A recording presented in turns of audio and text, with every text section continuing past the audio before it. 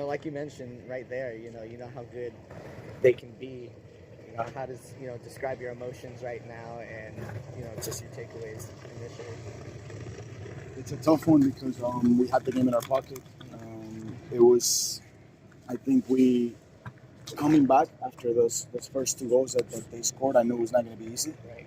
but again, I think the boys kept their front foot forward. They were brave to play. Again, we see on the field the things that we work on during the week, and for us, this is the most important thing. It's about performances and putting together strong performances like we did tonight. And at the end of the day, I think that the results will come if we keep doing these things. It's part of the process, man. It's a learning process today. Today hurts, and we'll take a point. There's 13 games left. I asked the boys that I wanted 21 points in the last 14. Tonight we take a point. I put it in my pocket. I told the guys, and then we start thinking about the 3 next home games that we have. I mean, in the next 13 matches that we have left, we need 20 points. We want to reach the 45 points because we believe that that's the mark that will get us into the playoffs. And it's if we keep playing this way for 13 matches, I do believe the boys are going to be able to give us those 20 points that we need to make it to the playoffs. Right. Seeing the players' reaction, they clearly feel like they let one away. What's your message when you get in there and talk to them? My message is going to be the same one I just said. Yeah. There's 13 games left. We won 20 points. We want to make sure that we keep putting strong performances like we did tonight. We have to tweak a few things, and we have to keep getting better in defensive moments. I do believe that Paul made some very nice saves today again to keep us in the game. But I do think that the goals, maybe not the 3, but at least 2 of them could have been very, very avoidable. And that's going to be my message, that we keep pushing forward. This is all part of the process. We came to a very hostile environment and an away field, and we played our way. We played with our identity. And I'm sure the fans enjoy the game that they watch, and I surely did on the sideline. Again, of course we want to win. We want to win every game we play, but we also need to understand that in order to win, we have to minimize mistakes. We keep moving forward. The things that we do well, we keep working on them, and we start minimizing mistakes. I'm pretty sure the results are going to start being more positive. Yeah, those 2 mistakes in the first half really marred the result there, but they came out really fiery in the second half. Looked fluid, looked great. What was your message to get them fired up at halftime? That they were playing a great game. They were playing a good game, that we were in the game, that we ended up the first half, even though that they scored that goal, we ended up dominating. I want to see the game over. Obviously, I will see the game again, and I'll go over the numbers and the data, but what my eyes saw, and I believe most of the people saw, is that we came here to Sacramento to play, to go forward, to attack, to exploit spaces, to keep possession, to keep the ball, and be vertical. So those are the things that I saw in the first half. Yes, the result was 2-1 in the first half, but again, the boys kept believing, the boys kept going forward, and we could have had it. We didn't. I'm already thinking of the next game.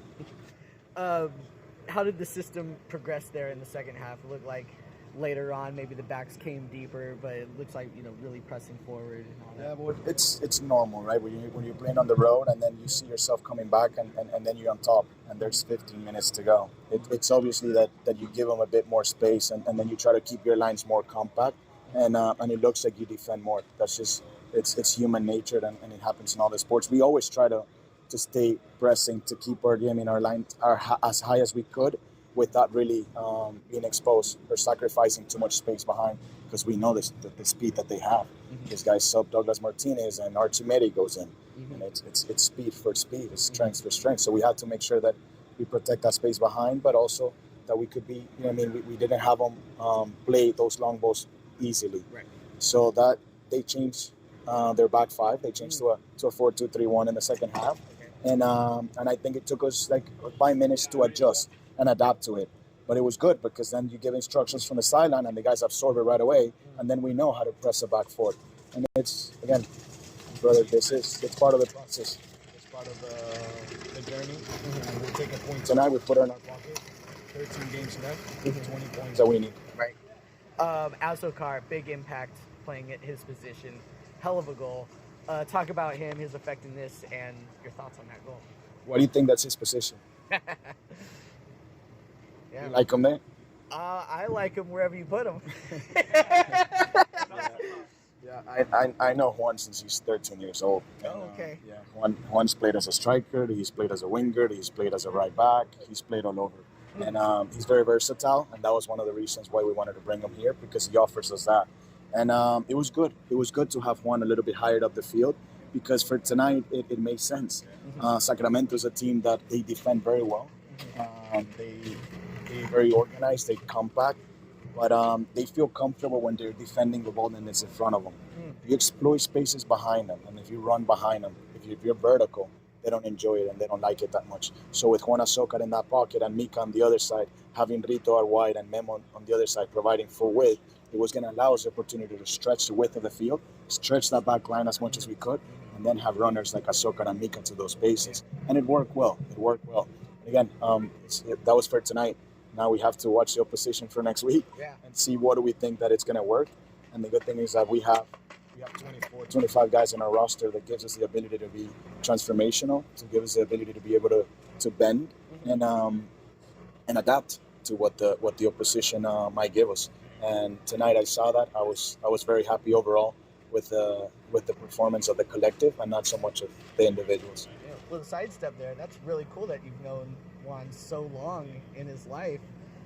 Talk about your connection with him, where you met him, how Well, I always knew him because when I was playing back home, he was playing as well. Same thing with Alejandro, same thing with Rito. These are guys and players that I've known from before. I even shared one season with Alejandro Fuenmayor. We played together one season when I was back home in Venezuela. So these are players that I've known. I shared one season with Rito as well. I used to pick him up in the clubhouse when he was an academy player for the team that I was playing for. Oh, that's cool. Yes, so I know them. I know them from the past, and I know what they can bring. I know what they can bring to the table. And listen, it's not so much individually, but the whole collective. It's what we're building here collectively, and every piece is equally as important for what we want to build. Right. Good to see Otar get back on the score sheet. Talk about him some. Yes, it was very good, especially because this week we had a great talk. We sat down in the office and we talked a bit about soccer, about life, and it was good. It was good to see him on the field tonight and going back to the scoring ways. It was good to see him with his wife over here, because she was able to make it to the game. She was back home and she traveled. She flew back for a week, so it was good. Again, it's always good when your number 9 scores goals. But in order to have your number 9 scoring goals, we have to keep creating chances, and we've done that the past 3 games. But if you look at it, in Atlanta, Galaxy, and then this game, we want to keep possession. We're possession oriented. We want to keep the ball. That's what we like. But we also have the ability not to exploit spaces behind and go at people. So that makes us a very dangerous team if we can keep this up. Okay. And lastly, the visiting crowd tonight. It's been you've seen some good visiting crowds in your short time as coach. Talk about them some. Unbelievable. They have my complete soul respect. Seeing them there, just told the boys we're not going to be alone tonight. There was no chances. They didn't leave us alone when the game was 1-0. They didn't leave us alone when they came up 2-1, and they were just loud and they were behind us for the whole game. And I know it's going to be like this for the rest of the season. So for us, it's just so important. I said on day one, everybody plays a fundamental role in this process. Everybody plays a fundamental role on the project that we want to build. And every fan, I told you, I don't like to call them fans or supporters. To us, they're family. And I can guarantee you that the rest of the staff and the players feel the same way. All right, Juan. Thank you for Thank coming, you, sir. brother. Yes, of course. Yeah, sorry for the hard